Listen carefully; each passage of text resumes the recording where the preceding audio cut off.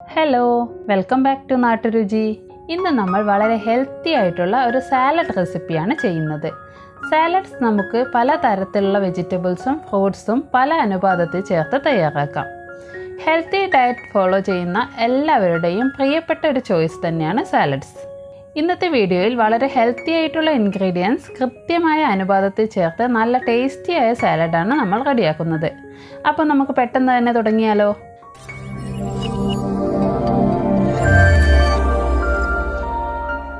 ആദ്യം തന്നെ നമുക്ക് 2-3 ലെറ്റ്യൂസ് ലീവ്സ് ഒന്ന് കട്ട് ചെയ്തെടുക്കാം. പച്ചയോടെ തന്നെ കഴിക്കാൻ നല്ല ടേസ്റ്റുള്ള ലീഫാണിത്. ഇതിൽ ധാരാളം ഫൈബറും വിറ്റാമിൻസും ആൻറ്റി ഓക്സിഡൻസും ഒക്കെ അടങ്ങിയിട്ടുണ്ട്. ബ്ലഡ് പ്രഷർ കുറയ്ക്കാനും ശരീരഭാരം കുറയ്ക്കാനും ഇത് നമ്മുടെ ഡയറ്റിൽ ഉൾപ്പെടുത്തുന്നത് വളരെയധികം നല്ലതാണ്. ഇത് ഇതേപോലെ ഒന്ന് കട്ട് ചെയ്ത ശേഷം നമുക്ക് ഒരു ബൗളിലേക്ക് ഇട്ട് കൊടുക്കാം. പിന്നെ ഞാൻ എടുത്തിരിക്കുന്നത് ഒരു ചെറിയ കഷ്ണം ക്യാബേജാണ്. ഞാനിവിടെ ഇതേപോലെ പർപ്പിൾ കളറിലുള്ള ക്യാബേജാണ് എടുത്തത്.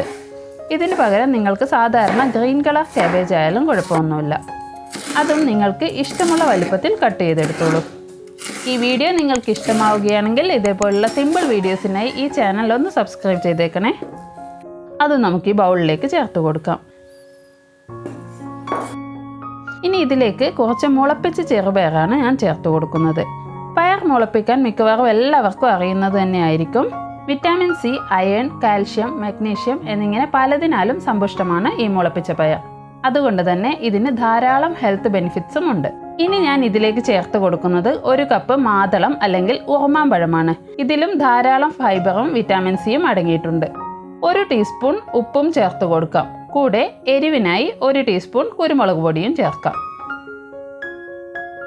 ഇനി നമുക്ക് ഇതിലേക്ക് ഒരു നാരങ്ങ പിഴിഞ്ഞ് ചേർക്കാം. അവസാനമായി 1-2 ടീസ്പൂൺ ഒലീവ് ഓയിലാണ് ചേർത്ത് കൊടുക്കുന്നത്. തലച്ചോറിൻ്റെ പ്രവർത്തനങ്ങൾക്കും ഹൃദയത്തിൻ്റെ ആരോഗ്യത്തിനും ഡയബറ്റിസ് തടയാനും ഒലീവ് ഓയിൽ നമ്മുടെ ഡയറ്റിൽ ഉൾപ്പെടുത്തുന്നത് വളരെയധികം നല്ലതാണ്. സാലഡ്സ് തയ്യാറാക്കുമ്പോൾ മിക്സിംഗ് ആണ് അതിലെ ഏറ്റവും ഇമ്പോർട്ടൻ്റ് ആയ സ്റ്റെപ്പ്. ഇതിങ്ങനെ കുറച്ച് ടൈം എടുത്ത് തന്നെ നമ്മൾ മിക്സ് ചെയ്തെടുക്കണം. അപ്പോഴാണ് നമ്മുടെ സാലഡ് നല്ല ടേസ്റ്റി ആവുന്നത്. ഇതിപ്പോൾ ഇവിടെ സെർവ് ചെയ്യാൻ റെഡി ആയിട്ടുണ്ട്. ഇത് റെഡിയാക്കി അപ്പോൾ തന്നെ കഴിക്കുമ്പോഴാണ് കൂടുതൽ ടേസ്റ്റ്. മാക്സിമം ഒരു 1-2 മണിക്കൂർ ഫ്രിഡ്ജിൽ സൂക്ഷിച്ചും ഉപയോഗിക്കാം. അതിൽ കൂടുതൽ ടൈം വെച്ചിരുന്നാൽ ഇത് ടേസ്റ്റ് ഉണ്ടാവില്ല. അപ്പോൾ വളരെയേറെ ടേസ്റ്റിയും ഒരുപാട് ഹെൽത്ത് ബെനിഫിറ്റ്സുമുള്ള ഈ സാലഡ് റെസിപ്പി എല്ലാവർക്കും ഇഷ്ടമായില്ലേ? എല്ലാവരും ഇതൊന്ന് ട്രൈ ചെയ്ത് നോക്കി നിങ്ങളുടെ ഫീഡ്ബാക്കൊക്കെ അറിയിക്കുമല്ലോ. അപ്പോൾ മറ്റൊരു നല്ല ഈസിയും ടേസ്റ്റിയുമായ റെസിപ്പിയുമായി വീണ്ടും കാണുന്നത് വരെ thank you for watching. By.